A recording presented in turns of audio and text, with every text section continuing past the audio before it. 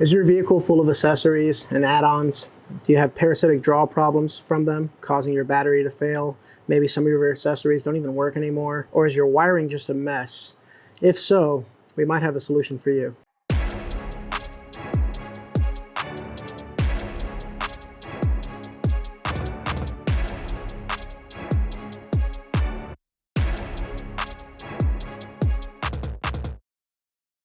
All right, this is one of our Forerunners. We have a lot of accessories on this vehicle. LED pods, LED bars, inverter on the inside, extra 12-volt sources as well.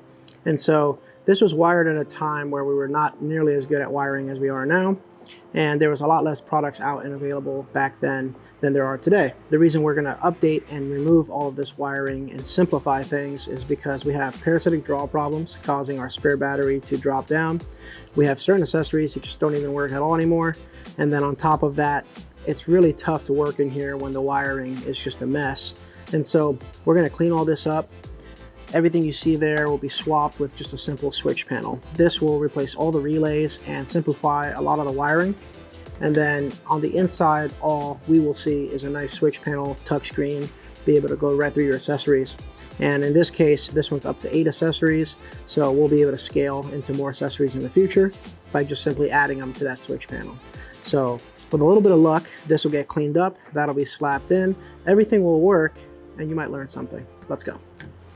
All right, first thing you want to do is go ahead and disconnect your battery. Better be safe than sorry.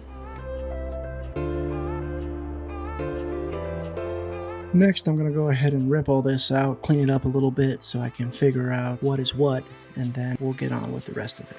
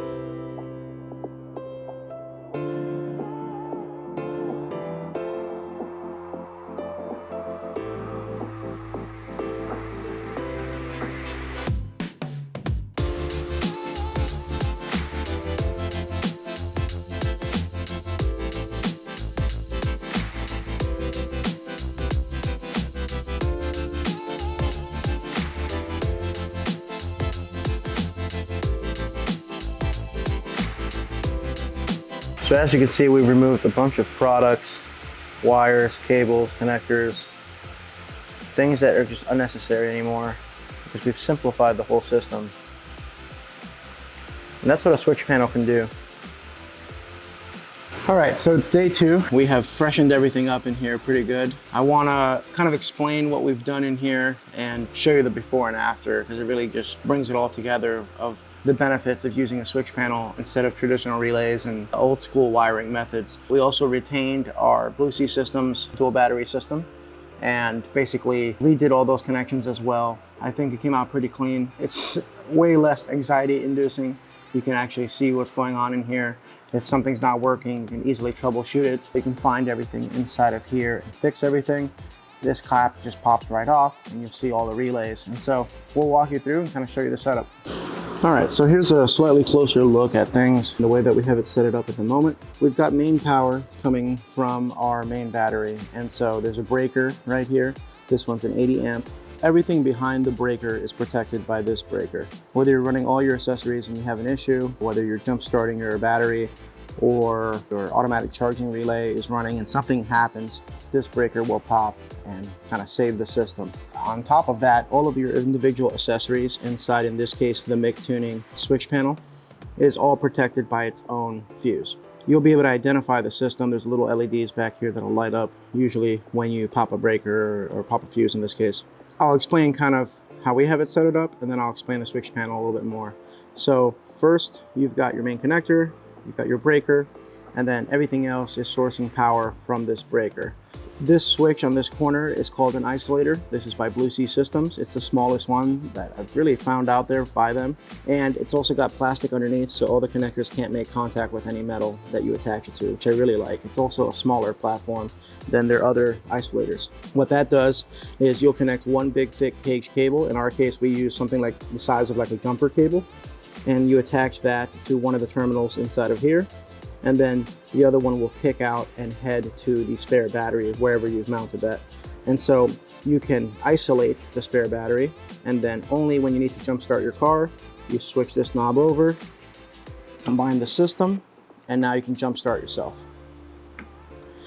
Then on top of that, we have another connector coming from the same spot and connecting to the ACR. What's happening here is the automatic charging relay will bypass this, and it'll start charging the other side when, number one, it's detected that the main battery is full, and number two, it sees that that one can use a charge. Once the car's running, let's say 2-3 minutes, usually your alternator's kind of got your battery back up to where it's at. 5-10 minutes later, this thing kicks on and it starts charging your system while you're driving. You don't have to put any switches on the inside or anything. Really like that. It's a really simple system. So these two combined is probably the most affordable way you can get a dual battery system in any vehicle nowadays. Then the switch panel gets rid of countless relays.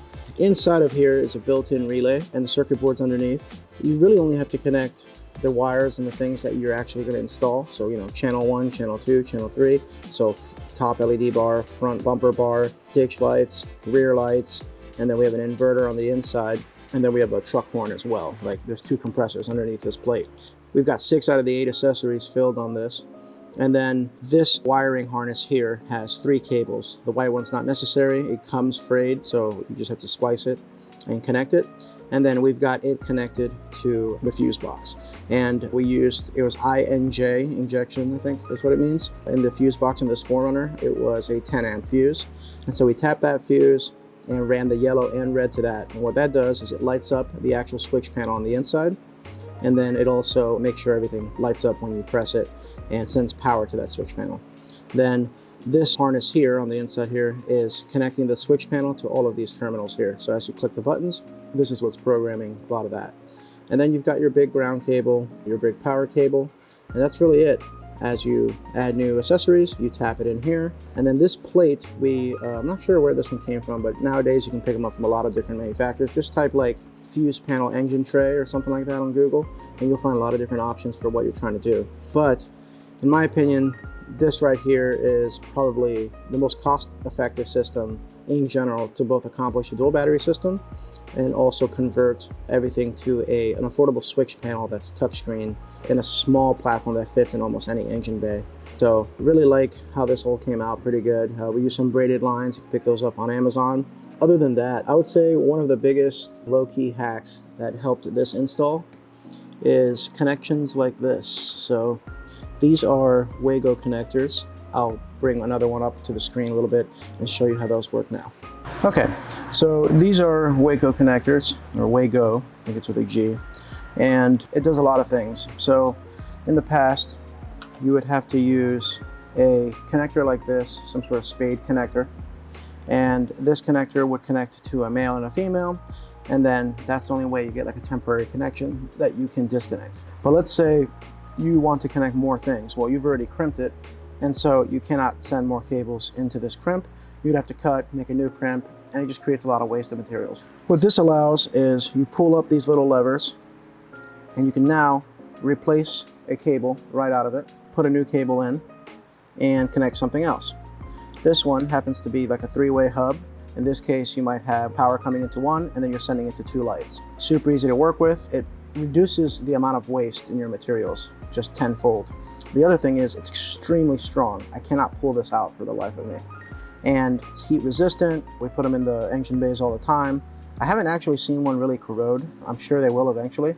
But really what I've seen is the cable connector in there, the actual copper inside the cable, corrode. That falls apart. And then you just re-strip, put a new piece in. But the Wago connector just keeps lasting. So very, very cool product, very clean looking. But the biggest thing is it's extremely versatile and it allows you to kind of scale up as you go. There's even like coupler style connections. So you come in with a new cable, slide that thing through, flick it down, that's it. It's already connected, okay? Then you'll come in with your other cable and you have basically a coupler. They even sell these as like a 5-way hub, a 7-way hub. Sky's the limit. They're extremely affordable. You can actually get these bigger versions for like your house. I mean, it does not get enough credit. It's probably one of the most innovative connections I've seen in a long time. So this is how we did all the wiring inside the vehicle. We ran our cables into the relay, and then we would connect it to the cables we already had in place from all the lights. And then now in the future, if we ever have an issue, or we just want to replace a light, or we want to delete something, you don't have to do a lot of cutting. You're just popping couplers off and removing things. And actually the whole cable is still reusable in the future, which is pretty cool, especially when you're doing the amount of wiring we do in a year. So definitely kind of a low-key hack. Check out the Wago connector. You won't regret it. All right, so we've transitioned to the inside here. I believe this is by Expedition Essentials. Pretty sure they still make these. It's basically kind of like a dashboard mounting system. So that's what we're using. The bracket in this case came with the actual switch panel, but this is all you see. It's a single cable heading down. We haven't quite organized this all yet, but I'm gonna turn on the car here, just put power on. You see nothing lights up, nothing is blinding you. As soon as you click anything though, boom, the actual switch panel lights up. If you see from this angle, you can see it lights up blue. And as you cycle through everything, everything turns on, boom, boom, boom. We've even got a horn. And the horn still works here. And it's a truck horn, it's got 2 compressors. So really, really cool, innovative system. This one's like 80 bucks. Now, I will say, I have not tried Mictuning yet. Who knows if it'll last. But for what you pay, I mean, you can replace it 10 times before it covers like a Switch Pros or something else. But there are definitely other brands out there that make a better product and a cleaner product. Some that are touchscreen, some that have apps. For my purposes, I just wanted one cable coming in through the firewall, the rest controlled on a touchscreen that I can clearly see, something easily replaceable and fixable, and this honestly check marks all those boxes. So tell me what you guys think. If you want to see more specifics on wiring, things like that, I can do another video on it. But this video is really just about cleaning up cables and installing something in the future, you know, that sets you up for the future, that makes you future proof, that you won't have to clean up later. Like, this is not something that you're gonna have to do a lot of maintenance on and do a lot of head work on checking. So really, really happy with how this came out, and we're gonna see how long it lasts. But we have a aux beam similar version in our 60 series Land Cruiser, and I installed an aux beam version of this in my brother's 4Runner. It's been running for a year and it looks exactly the same. It's great. So decided to try a different brand this time. It was half the price of even those, and so far so good. Another thing I wanted to explain is a relay. So this is a relay. This one's actually kind of nice. It comes with a basically clip-on harness, and so you don't have to actually do any research and figure out where all the connections go on this. You just plug that in. It only really fits one way. Can't mess it up. But what I want you to notice is for every one of these, it's what you need to run any system. You want a switch, signal wire, turning on a relay. The relay sends power then to your actual accessory. And then every time that you install one of these, it's 4 cables connected. You have a ground, a signal wire, power, and then the wire going to like your accessory. So real quick, with just 4 light bars, you have 16 different cables in there, right? All doing really one simple purpose. Inside of that switch panel, you've got 8 of these and none of the cables, which is just incredible. I wish this stuff was invented back when I was wiring vehicles from my past, right? So what I want you to look at is you're saving all of this space and all of these failure points. Every one of these connections can get rusty. All of these cables can fray, can kink, and end up overheating or whatever, or just corrode. It's a huge, huge win and a huge advantage. And so if you have one accessory, there's nothing wrong with doing something like this. A lot of companies sell their light bars with these kind of cheap relays, but when you add a lot of accessories, they're not even that cheap. I mean, you're replacing these probably once a year sometimes. These harnesses, most don't come this way. You're doing your own connections, so you gotta buy connectors and connect spade connectors into all of this. It's not exactly a system that makes any more sense anymore. And so this is what we pulled out. What I wanna show you next though is just how many cables this system cleaned up in our case.